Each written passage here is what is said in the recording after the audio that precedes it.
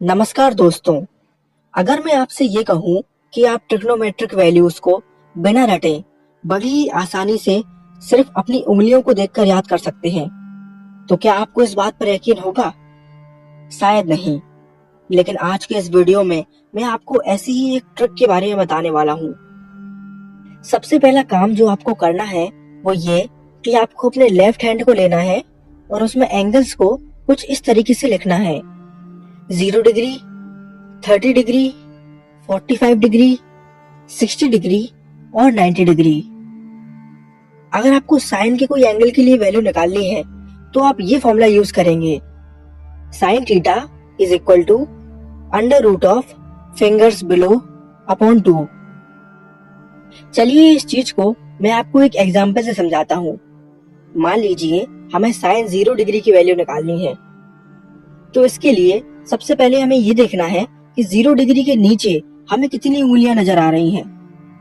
ये रहा 0 डिग्री और इसके नीचे हमें एक भी उंगलियां नजर नहीं आ रही। इसीलिए हम लिखेंगे under root of 0 divide by 2, जो कि आएगा 0, यानी साइन 0 डिग्री की वैल्यू 0 होती है। चलिए एक और एग्जांपल ले लेते हैं। मान लीजिए हमें साइन 60 डिग्री की वैल्यू निकालनी है, तो हमने देखा कि 60 डिग्री के नीचे हमें 3 उंगलियां नजर आ रही हैं। इसीलिए हम लिखेंगे under root of 3 divide by 2, और यही होती है साइन 60 डिग्री की वैल्यू। तो आपने देखा कि कितनी आसानी से सिर्फ अपनी उंगलियों को देखकर हम साइन थीटा की वैल्यू निकाल सकते हैं। अब बात करते हैं कॉस थीटा की। कॉस थीटा की वैल्यू निकालने का फॉर्मूला है under root of fingers above divide by 2। यानी साफ है, कॉस थीटा की वैल्यू निकालते समय हमें ये देखना है कि हमारे एंगल के ऊपर कितनी उंगलियां हैं। फॉर एग्जाम्पल हमें कॉस 30 डिग्री की वैल्यू निकालनी है, तो हमने देखा कि 30 डिग्री के ऊपर हमें 3 उंगलियां नजर आ रही हैं। इसीलिए हम लिखेंगे under root of 3 divide by 2, और यही होती है cos 30 डिग्री की वैल्यू। चलिए एक और एग्जांपल ले लेते हैं। मान लीजिए हमें cos 90 डिग्री की वैल्यू निकालनी है, तो हमने देखा कि 90 डिग्री के ऊपर एक भी उंगली नहीं है।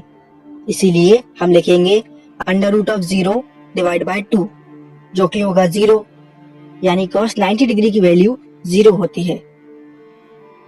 अब बारी है tan थीटा की। tan थीटा की वैल्यू निकालने का फॉर्मूला है tan theta is equal to under root of fingers below divide by under root of fingers above. इसको एक एग्जांपल से समझते हैं।